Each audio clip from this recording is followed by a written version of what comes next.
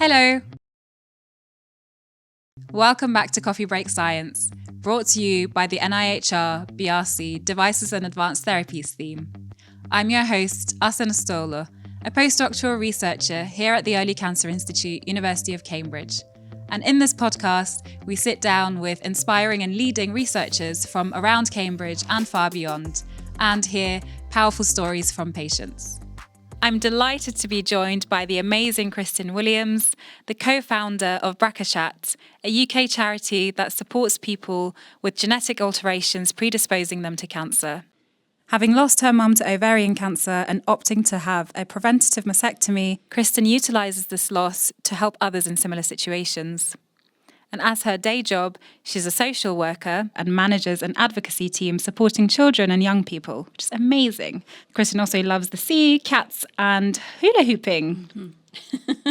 I'm very excited to have her here. Thank you so much for making the trip up to Cambridge, Christen. Thank you for having me. It's a pleasure to be here. So, in this episode, we're hearing all about ovarian cancer and all the different aspects of it.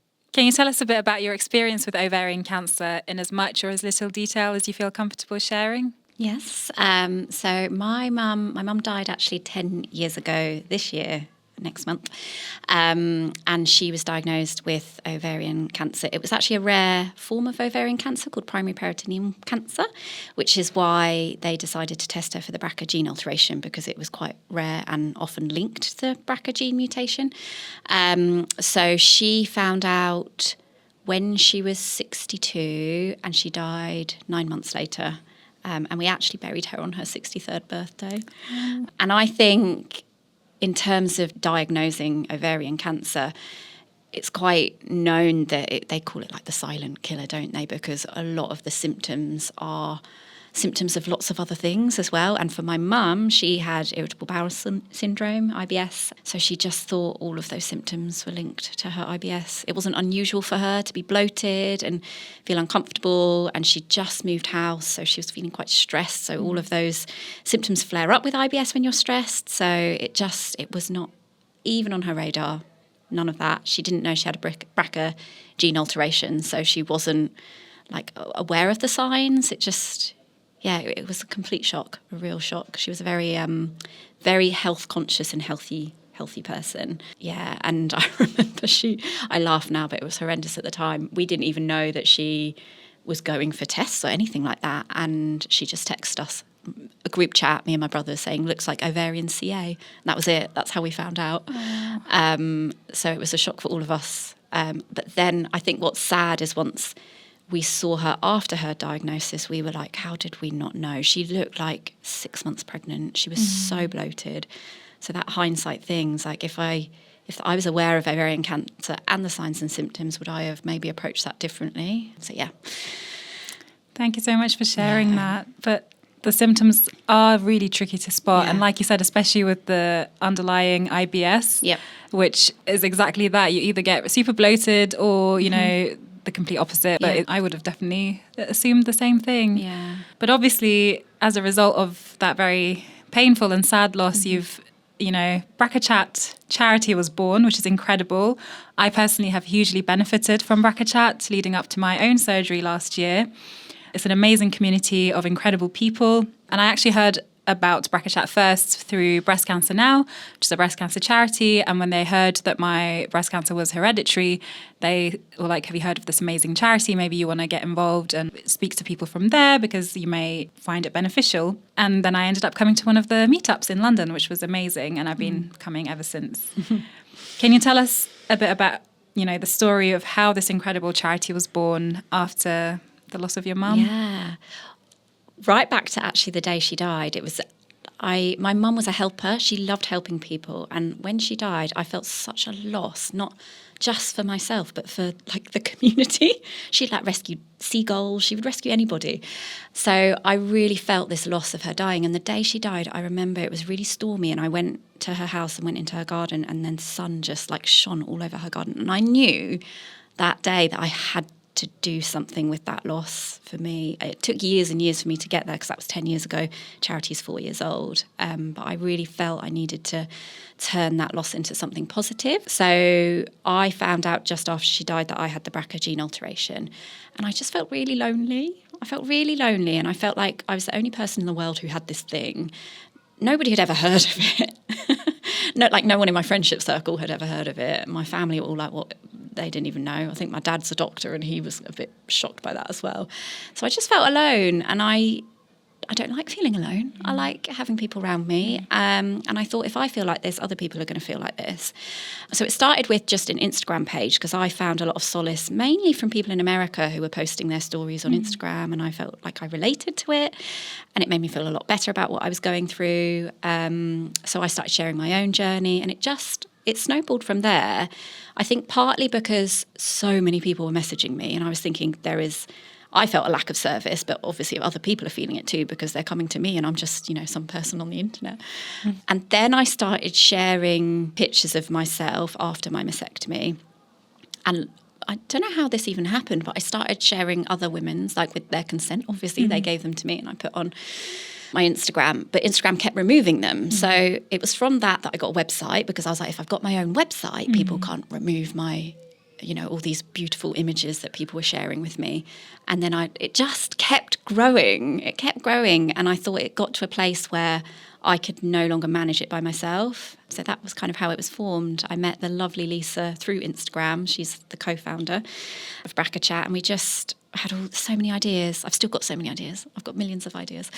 And lots of people wanted to get involved and help. So we built a board of trustees. We've got volunteers now, and it's just growing. We're getting into hospitals. Lots of the genetic counsellors are referring to us. Like you said, Breast Cancer Now are recommending their patients to come to us. So there was a need. There was a need for it, and it all kind of came together for me. Yeah, so that's how it started. Absolutely, such a huge gap, I think, and obviously, it's a UK-based charity, but I also shared a bit about my breast cancer journey on my Instagram, and that led to a few people from Turkey finding out and who had just also been diagnosed, reaching out to me. And obviously, they were also feeling very lonely, because when you're below a certain age, it's quite rare and not many people relate to that. This person's also then found out that they've got a BRCA gene alteration too. So I directed them to BRCA Chat, the gallery, because she was really nervous about the surgery and she didn't know how it was going to look. And just seeing other people's results is super reassuring. Yeah. Just seeing how incredible people look. And I know lots of people call it lots of different things, but actually it's a huge loss and still a grieving process for me. But the big solace that comes from that is actually we have such amazing surgeons and doctors in the UK that the results are incredible. But seeing that on the BRCA Chat page and for such different body types was a huge reassurance. Yeah, absolutely. And I think it makes you realise everyone looks different before, everyone looks different after, even if you have the same operation, even if you have the same surgeon, all bodies are different. And I think it's that level of reassuring. It can be a bit unnerving going into an op like that and not knowing what you're going to look like. But you see this gallery and you just think it's just as long as you're healthy and well. And I think it puts a different spin on it, seeing all of those images. And just thinking about helping people from, further afield. I always put on our peer support groups or online, UK only, because obviously the advice a lot is, what's happening in the UK. But I don't put them on our meetups because I just don't assume that anybody would come from abroad. And we had somebody come from Barcelona to our Brighton meetup. Oh, wow. I was like, why didn't you just come to a peer support group? And she was like, because they say UK only, but your meetups don't. Oh my gosh, wow. I couldn't believe it. She was like, there isn't anything like this in Spain. So I just wanted to meet people. And that's what it's about, isn't it? Yeah. Meeting other people, seeing other people's images, just feeling less alone. Absolutely. Yeah. Yeah, and it is quite rare, which is also why you don't necessarily cross paths with these people, because only less than 10% of the breast cancer patients will be because of a BRCA gene alteration. And so there's a very minority of people who are below a certain age, and then only a certain pool of those patients will be BRCA positive. So it's incredible that you've also positively, affected people from further overseas. You were talking about the fact that obviously you lost your mum 10 years ago, but the charity's 4 years old. So there was a 6-year wait while you obviously gathered all your thoughts and came across Lisa and co-founded the charity. But it must be, even now, still quite draining and painful at times to work on something that has caused you understandably a lot of grief. So how do you manage that, and how has that been like for you? So it's a double-edged sword in a way. Like, sometimes there are days it hits me and I don't even think about it. Like, I don't know, Ovarian Cancer Awareness Month, I'll just do a post. I'll do a basic post about signs and symptoms, and that will hit me because I'll be like, okay, yeah, I know this is me talking about it in a medical way, but it reminds me of my mum. And it's usually things around my mum and her death or her anniversary or her birthday that really I find quite triggering in that space. Or sometimes it'll be reading, someone's done an amazing blog for us and it's really similar to my own journey, and I'll read it and just have to cry for a bit. So there's that. But it also, the flip side is it connects me to my mum. Like, it really does. She's present. She's, I get to talk about her a lot, and I get to share images of her. And I think I often say the charity's founded from her memory. So people know my mum who've never met my mum. And that is really special. Like, I really enjoy that. And it makes me feel like I'm doing something positive for her. And I know that she'd be really proud of that. So I hold on to that when I'm feeling like that. But it's draining because the bigger and better it gets, the more it takes from me as an individual. And I can never rest, really, because I want it to grow, but growing it is always at my own kind of expense and my own time because I've got a day job. So I just feel like I can kind of never do enough, if that makes sense. I liken it to people when they're like writing an essay or preparing for an exam. It's always in the back of your head, like, I should be doing that, I should be doing that, I should be studying, I should be.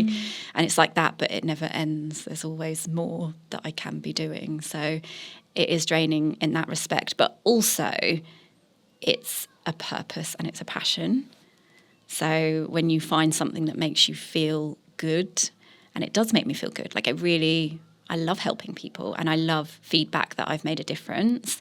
So that I'm driven by that. So yeah, it's a confusing space to be in, exhausting. I'm sometimes like, why have I done this? And other times I'm like, this is incredible. I'm so happy that I've done it and met all of these people and helped all these people. So yeah. What an amazing way for her to kind of live on, right? Through all of this, like, every person that you help is her reaching out to these people through her story. It may be really difficult for you and your family, but have maybe prevented lots of people from having to undergo a diagnosis and treatment. Yeah, so I like to think that. And I think she always knew more about me than I knew. I guess mums are kind of like that. And it was when she was dying, or she left me a letter after she died saying all the things that I could be and everything I could achieve and all of that. It just kind of all came together. And I remember at that time I was terrified of public speaking, absolutely terrified. And she left a note saying I had to speak at her funeral. And she didn't even tell me or ask me. I found it after she died. And there was like 150 people there. And then once I'd done that, because she always thought I was good at public speaking, once I'd done that, I was like, nothing's going to be worse than speaking at mum's funeral. And I have trained thousands and thousands of people in the last 10 years. So I was like, I think she knew something about me that I didn't. So I try and think of it like that. Yeah. But she kind of pushed me in this direction. Yeah. Oh, that's amazing. Yeah. Thank you so much for sharing. So moving away a little bit from BRCA Chat itself directly, into a slightly different topic of your journey. I know that you recently very bravely announced your decision to give up alcohol, and this came around the same time that data was recently published showing that the increasing scientific evidence that shows a direct increased risk of breast cancer with any amount of alcohol consumption, amongst other cancers. And you bravely announced it on your account recently, which led to us having a conversation around it.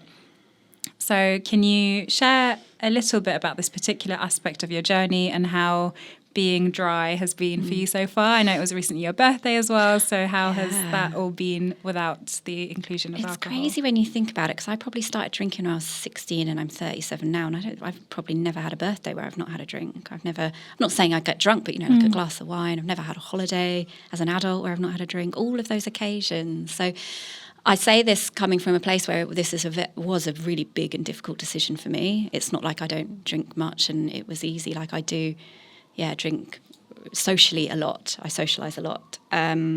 So there was a few things that kind of came to head with this. First of all, I was getting more and more anxious after drinking. And I think I feel like I need a drink for a bit of confidence. And I think a lot of people do that. Just a glass of wine, it makes you chill out a little bit and feel a bit more confident in certain social situations. So I think I'd do that. And then I'd wake up the next day thinking, oh my God, I'm not normally that confident. So I'd feel then embarrassed that maybe I said things the wrong way, or I wouldn't have phrased it like that. So they call it anxiety. I was starting to get that more and more. And then I was kind of like, I don't really want to rely on anything to make me feel more sociable or confident. I want that to be from me, not from a drink that I was drinking. So in terms of like anxiety and mental health, I was already thinking about it. And then really sadly, 2 of my best friends got diagnosed with breast cancer, more or less on the same day. And that, I invited them round, and they came round, and I drank a couple of glasses of wine. And it sounds sad, but I cried myself to sleep. I was so devastated. I was upset anyway, but I drank some wine, and that made me absolutely devastated. And I woke up the next day with hangover and this awful feeling for all of those reasons. And I just thought, I don't want this in my life anymore. So that had all come together. And then I was like, that's the last time I'm drinking. And then a week later, they released all this new information about the links to breast cancer. We all know alcohol's not good for us. And there's links to 7 different types of cancer, and breast cancer is one of them. And it was just all over my Instagram. And I was just thinking, I run a cancer charity, and I harp on loads about cancer prevention, but in the BRCA space, that's quite a drastic means of having a mastectomy. And I just had this really massive feeling that I can't work in this space and promote prevention and partake in something that has direct links to breast cancer. That's where it came from. And I feel kind of gutted that I've been preventing cancer for lots of different people, and my friends then got diagnosed. And I was like, I know there's nothing I could do in that situation, but I thought, if I can, since I've done it, I've told a lot of people, and a lot of people say, I want to do that as well. Like, I've been thinking about it. Like, how have you found it? And I say to them, if I can quit, I think you can too. I do drink a lot. So I thought maybe that's just another way to talk about prevention, or talk about health. So that happened. I also thought, like, I've literally removed my boobs because of the risk of cancer. And then I don't want to increase that risk somewhere else, like my bowels or my esophagus or my liver. So, yeah, it just all happened at the right time, I think. So it's amazing. It's a new me. Yeah. It's one thing to make that decision and, start executing it. But another thing, knowing that you have this following of people who kind of look up to you for information about cancer prevention, or who just follow you as the amazing, co-founder of this amazing charity. Who then obviously it's like a snowball effect, isn't it? Because I was reading the comments, obviously I commented like being like, oh, welcome to the club, you can still have an amazing life and not drink. But then I saw that loads of other people, so many people were like, as you said, were thinking about it, but maybe now they feel brave enough to give it a go. And I think it's really important to have those conversations, because I feel like social media is just a very weird and wonderful place where you just get these snapshots of people's lives, but not necessarily always meaningful. And I think it's amazing that you're using your platform to raise awareness in this way, because people might not have known about that data otherwise. No, and I was really surprised how many people were supportive. That sounds awful, doesn't it? I really thought I'd get a bit more stick for it, like, oh, don't do that, just have one and all of that. But everyone has been so great about it, and it's making me laugh, because I was like, maybe I could be a sober influencer, knowing like what my past with drinking has been like. I've been in some terrible situations because I've been drinking too much. So I feel like, if something positive can come out of that as well, it'd be really great. Hopefully, I hope it continues to go amazingly for you. And do you find lots of amazing mocktails and things that you really love? I've got a mocktail cookbook for my recipe book for my birthday. Amazing. I'm going to start on those. Lovely. Hello and welcome back to Coffee Break Science. I'm delighted to be joined by Dr. Siddhartha Kar. Siddhartha is an Associate Professor of Genetic Epidemiology for Cancer Development, a group leader here at the Early Cancer Institute and the Centre for Cancer Genetic Epidemiology. He's a UK Research and Innovation Future Leaders Fellow, the Director of Postgraduate Education for the Department of Oncology, and a Fellow at Homerton College, all here at the University of Cambridge. He received his PhD from here as well in 2017 as a Gates Scholar and a Homerton Junior Research Fellow. So I'm really, really grateful for your time, for joining us, Siddhartha. Thank you, Asen, for the introduction and for inviting me. It's a pleasure to be here. So you've done all these incredible things. Mm-hmm. What was the defining moment in your career where you decided to go down the path of genetic epidemiology? Good question. I don't think there was a single moment. It sort of happened like a lot of things in life through serendipity and in an organic sort of flow. So I trained, did my basic qualifications as a medical doctor in India. And like many doctors, thought I'd take a year out to do research, a degree called a Master of Public Health. Commonly, it's done in epidemiology, and that's what I did. And that year out from medicine to do research turned into, I think, 16 years as of last count. And I think epidemiology is very much a branch of medicine. It's basically the science of population health. And you realize once you start studying it, that it allows you to do much more than treat a single patient at a time, reach entire populations. So that was that. And also research more than medicine, daily practice of medicine allows you to be creative. And I think I realized that there was scope to sort of nourish my creativity by being a scientist more than a doctor. Interesting. Yeah, you're right. I think about the creativity. It's a rare opportunity to really discover paths that maybe other career paths might not allow you to look at. So you work on obviously lots of different types of cancers, but I think a major focus recently has been ovarian cancer.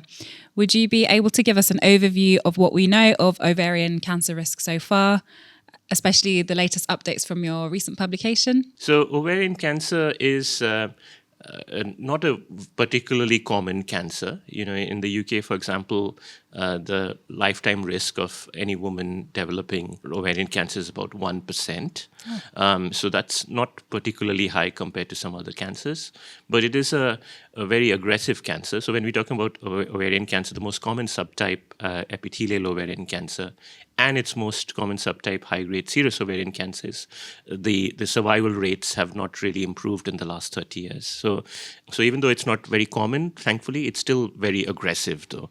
So hence, it becomes important to know what the causes are.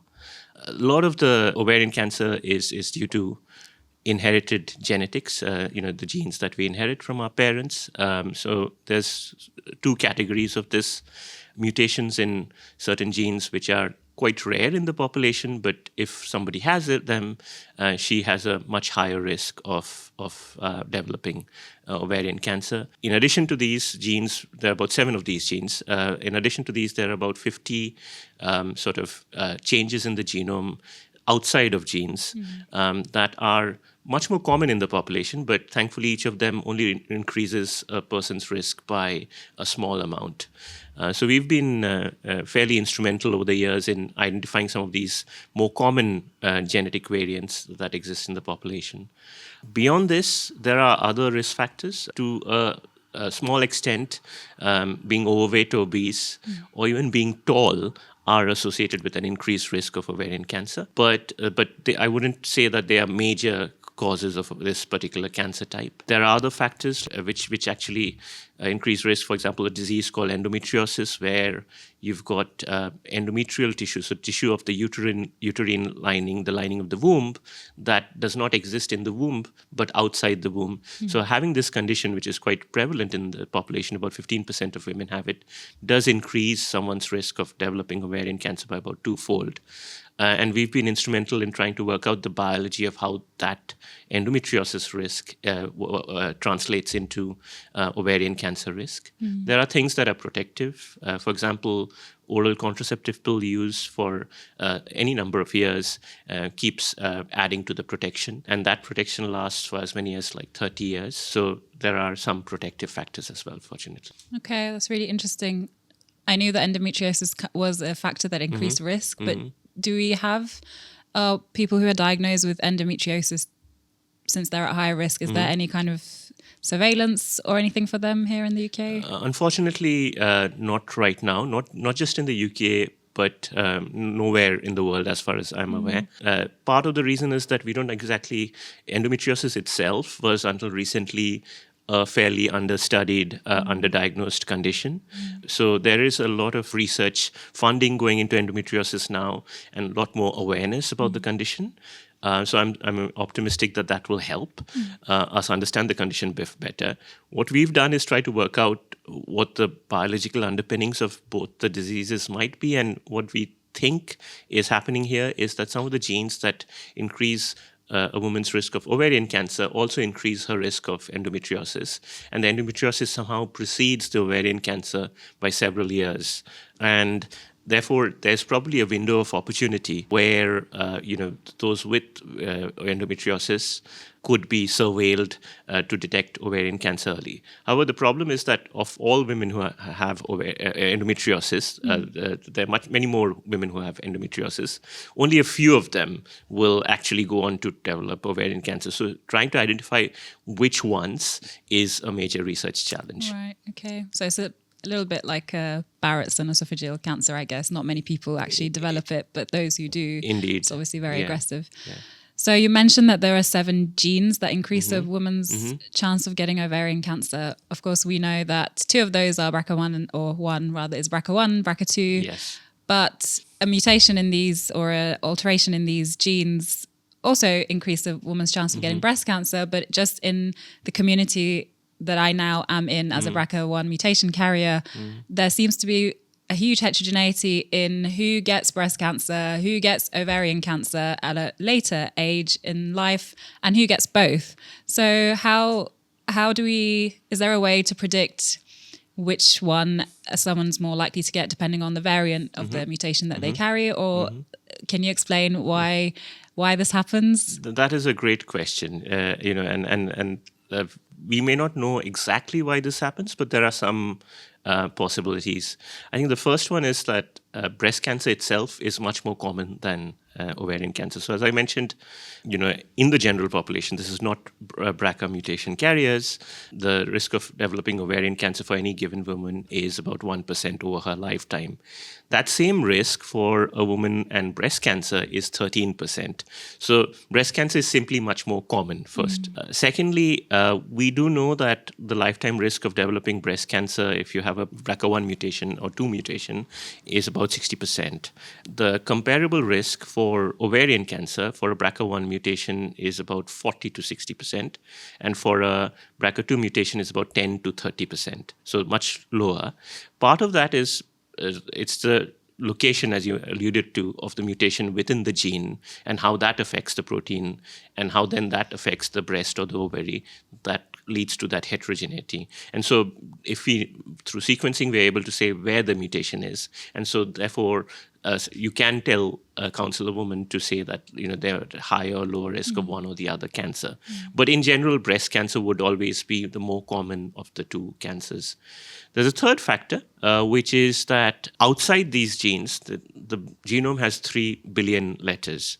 So we've already found a few of these letters, but there are other letters that we probably don't know that lead to minor changes in the genome that modulate the extent to which having a BRCA1 mutation further translates into breast cancer or ovarian cancer. So these are called modifiers of risk, and these are genomic modifiers of risk, and that's an area of active research. So that has an effect. And obviously, the environment and the lifestyle, for example, depending on when someone is diagnosed with a BRCA mutation, having children or having a longer duration of breastfeeding, etc., reduces the risk of ovarian cancer, and it might have an impact on the differential cancer risk, or contraceptive pill use and other sort of reproductive factors have a major role to play. So the lifestyle also plays into that. So it's a combination of 3 or 4 things. Okay, thank you so much for that very comprehensive and clear answer. So you mentioned lifestyle factors, which brings me on to our next question about smoking, alcohol, and cancer risk. I think everyone is aware of the increased cancer risk that comes with smoking. There's great campaigns that have been happening for a long time now, but drinking alcohol seems like a completely socially acceptable thing to do. And yet the WHO recently classified alcohol, or any consumption of alcohol, as a carcinogen. So what kind of changes do you think need to happen at an individual and systemic level to bring about change to drive down those increased cancer risks from lifestyle factors? That's a very interesting question, because so there are two parts to this: smoking and alcohol. There's, as you mentioned, no doubt that smoking is the major risk factor that we know of that's modifiable for many cancer types. But as far as alcohol is concerned, yes, it is certainly a carcinogen, but that classification as a carcinogen is more about the chemistry. So alcohol gets converted into a compound called aldehyde, which is acetaldehyde, which is harmful to DNA and so on and so forth. But if you actually look at the contribution of alcohol to cancers population-wide, it's only about 3%. There's been a lot of exposure to awareness of this recently, because, for example, earlier this year, the United States Surgeon General had a report on alcohol and cancer, which clearly, as you mentioned, suggests that alcohol generally is a broad spectrum risk factor for multiple cancer types. But this isn't entirely lack of uncontroversial, in the sense that we do know that alcohol increases risk of a number of cancers like head and neck cancer, cancers of the throat, the voice box, the mouth, of the food pipe or the esophagus, of the bowels or colorectum and liver. But beyond these, for example, for breast and ovarian cancer, alcohol is not a major risk factor. So there are certain cancers for which surely alcohol is a risk factor. But if you were to completely eliminate alcohol as a risk factor, it would only account for a 3% decrease in the total number of cases.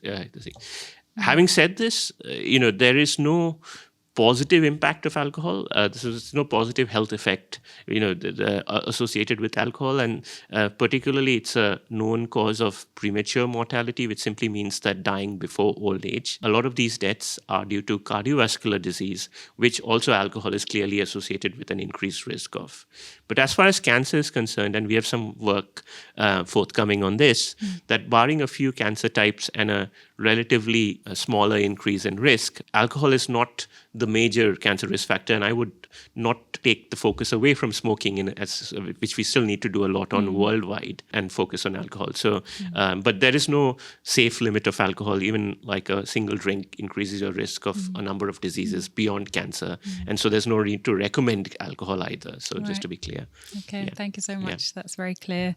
I think one of the reasons why before I knew of my genetic diagnosis, coming to terms with my breast cancer diagnosis as someone who's never smoked, never consumed any alcohol, was a kind of healthy weight. It was difficult to accept because especially people close to me were like, oh, you're so healthy. And I think we associate developing cancer only with these lifestyle factors of people who smoke and drink. And it's not, obviously. Yes, I think that's why it's really important for patients to be told the causes of cancer in a very clear and meaningful way, because it helps you cope with the diagnosis, I suspect. And I think it's really important to realize that it's very difficult to do research on some of these topics. For example, a lot of people who smoke also drink alcohol. So teasing apart the two, the causes and effects of the two is harder. So a lot of it might be confounded by the fact that smoking is definitely a risk factor, but those who smoke may also be prone to drinking more. And so it looks as if alcohol is more of a risk factor than it is sometimes. Right, I see. Yeah. Okay. There is a very alarming line that Cancer Research UK is kind of advertising and using on their website, which I guess is based on scientific data, which says that 1 in 2 people in the UK will get cancer in their lifetime by 2050, which obviously is not very far. It's in our lifetime, hopefully. Do you think that this is true? And is there anything we can do to reverse this? This is true. It's based on solid statistics. But I think the main reason for this is that if you're talking about the UK, our population here is aging. And one of the major risk factors for all cancer types is older age. So there's also a sort of demographic shift, which is where individuals are getting more overweight or obese. So obesity is likely to increasingly replace smoking. It's almost the new smoking, as it were. And all these factors are playing into a higher numbers. We're also better at diagnosing cancer than ever before. And so that does actually have a small role to play in the sort of the projections. But to get back to your second question, which is much more about what can we do, so I think if you look at the numbers, about 15% of cancer in the UK is down to smoking. And so we have made great strides, but there's still a lot more that can be done to reduce smoking rates. About 6% of it is down to overweight or obesity at the moment, and that percentage will go up. So that is, again, something that can be addressed.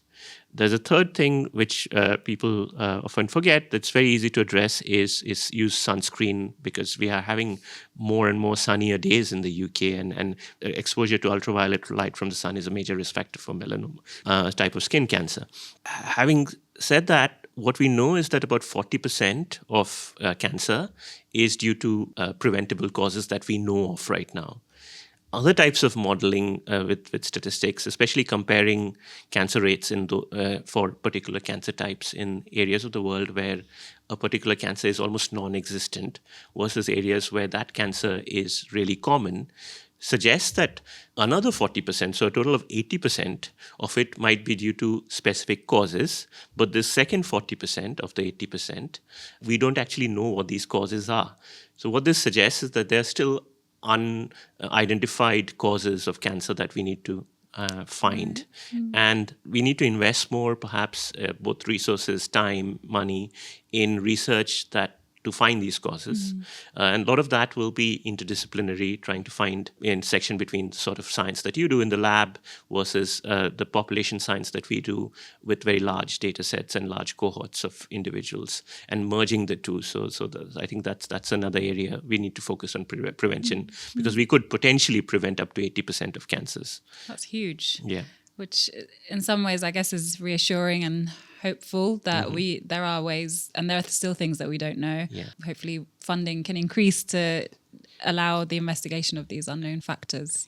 Thank you so much, Siddhartha, for your time. So what words of advice would you like to end on for our listeners? I think it's always really nice to work at the intersection of medicine, where you're able to help people, and research that we do. And it's a privilege to be a cancer researcher. And I'm sure you will agree there as well. So for me, it's all about community. It's all about not feeling alone. And I think I have made the most incredible friends through my BRCA journey, who I genuinely wouldn't have been able to get through it without them. My friends who don't have BRCA are incredible, but they didn't get it in the same way. So I would say that we have people who come on our peer support groups who haven't told anyone in their friendship circle, because they find it easier to talk to strangers, which is quite natural, isn't it, than somebody who cares about them and they're worried about their feelings. So I think sometimes coming to these support groups, coming to meetups, meeting people going through similar stuff who are from completely different walks of life can be really lovely and reassuring. So that's my advice always, is to not suffer in silence. You can dip in and out as much as you like. If it gets too much, you don't have to be involved, but just to have a little chat, can lead to great, amazing things. So that's my advice to people. Thank you so much, Siddhartha. It was a delight to talk to you, and I'm very grateful for your time. Thank you very much, Asen. Thank you so much for having me.